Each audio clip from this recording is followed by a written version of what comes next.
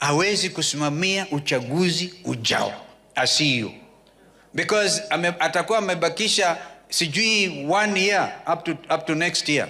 So the best thing, hii commission imuunde, apatiwe whatever balance yake, atoke, because he is the problem. We cannot have free and fair election with a person called Marjan, who is already renewed Smartmatic, amerenew kila kitu.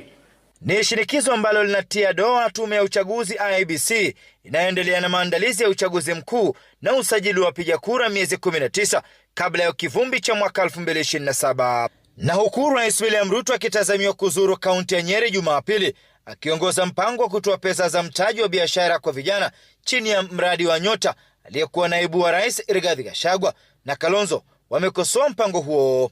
State machinery kupeana pesa kwa vijana, tunasema vijana wetu wachukue hizo pesa. It is not enough to start an industry, but it is something we all support. Remember Uhuru Kenyatta had kazi mitaani na vitu kama hivyo, lakini msije mkababaishwa na mambo kama hayo.